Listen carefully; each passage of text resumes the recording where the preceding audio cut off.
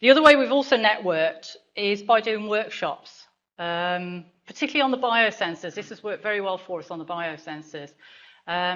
You have a lot of people who are looking at starting or developing biosensors who don't really have a feel for all the manufacturing processes.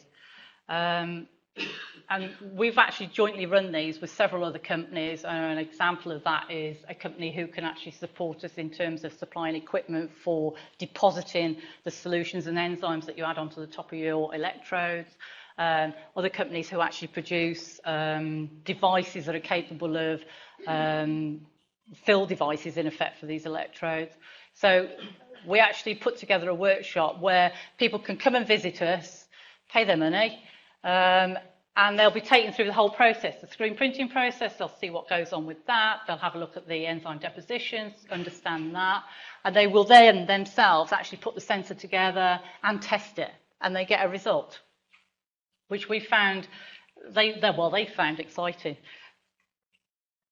It's an opportunity actually to display our products and services, and in this particular case, this has been supported by the Royal Society of Chemistry. So what's all this networking done? Well, it's actually improved our sales. Our sales growth has been quite significant. We've managed to penetrate into new markets, which has been a huge advantage for a small company like ourselves. We're actually in a lot of different market sectors, which I don't think would have been achievable without the opportunity to do this kind of work. And it's also improved our knowledge base. Right from the conception of GEM, we started doing work in small packets and storing the data. To start with as hard copies. A lot of it's electronically stored now, but we can go right back to almost day one and pull out projects that we've worked on. And it's surprising how many times technology gets recycled. And most of the reason behind that is that you can only take certain technologies so far because there's no materials or there's no process that's actually there. 5 years later on, as technology shifted, you tend to find you revisit the same things, and there's either new materials out there, or there's a new way of doing something that means that you can actually push that project further on. So we've got as I say, we've got the database, which means that we can revisit where we were and actually try and progress a lot of the projects that we started and found no use for. So the latest markets, one of which is smart packaging. Smart packaging is a way of adding integrated circuitry to simple packaging. For example, things like blister packs, your tablets.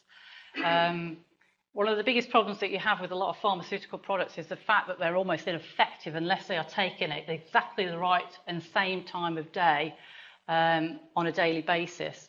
And one of the major developments by a lot of the pharmaceutical companies now is to try and add some sort of functionality to this packaging, which is capable of either informing the GP that the tablets haven't been told, or informing the person taking them that they should take them.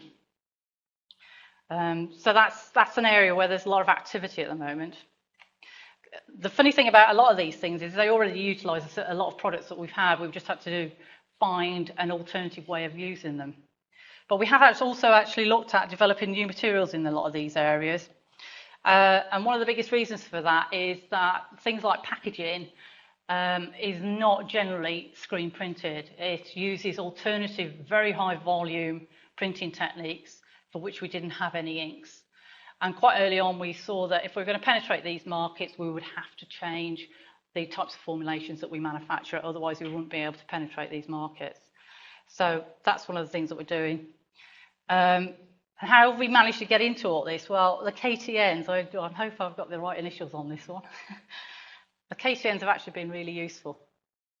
They've shown us what new technology there is out there, whether it's still emerging, the potential of it, particularly when you're looking at things like transistors and that. At the moment, they're all silicon-based, but somewhere along the line, these will become polymeric to some degree. And we're just keeping a watching brief on it. The other thing that we've also done is we're also involved with a TSB-funded grant project called Acuflex, which is primarily for volume printing of conductors, silver pastes that are done reel-to-reel in very large volumes. So going back to this original slide, knowledge networks have really worked for us. Since they've been around, we've been involved in several of them, and we've found them very useful, both in finding new partners for us to work with. We've also found them very useful because it's surprising how many people have come to us to have contract work done for them, consultancy done for them, because we already have the knowledge base on how to solve a lot of the problems that they've had.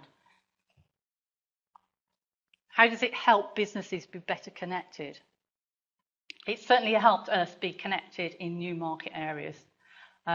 Without the ability for this networking, we would never have entered some of the markets. We'd never have realised actually by slight adjustments or a different way of looking, a lot of our products could be applied into different areas. And it's very relevant to a small SME. Small SMEs like ourselves can't actually afford to do a huge amount of marketing. But by being present at a lot of these meetings, you can understand or you can get a feel for new potential markets, where they are, how long they're going to take, whether or not we should be involved, should we be investing our money in that, without actually having to pay vast sums of money to people to actually do some marketing for us. And obviously, as a result of that, you can see that with a lot of these networks, there's a whole variety of relationships that work. We either work as partners with a lot of people, people become our customers, they become our suppliers, which is another one. And they do connect to one another, as I've stated before. And obviously, there is, to a certain level, a sharing of knowledge.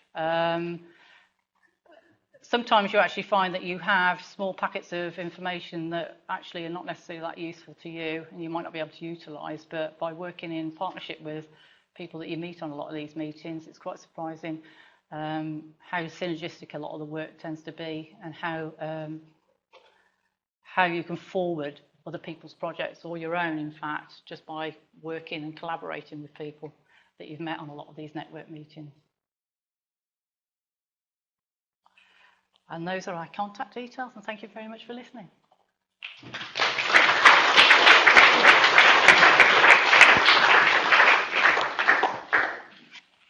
Thank you very much indeed, Nina. That's a very nice evening. Thank you. Along with a lot of other things, to the next speaker, Dr. Steve Welsh, who is the CEO of the very knowledge transfer network that was referred to, the Electronic Transfers and Photonics Network.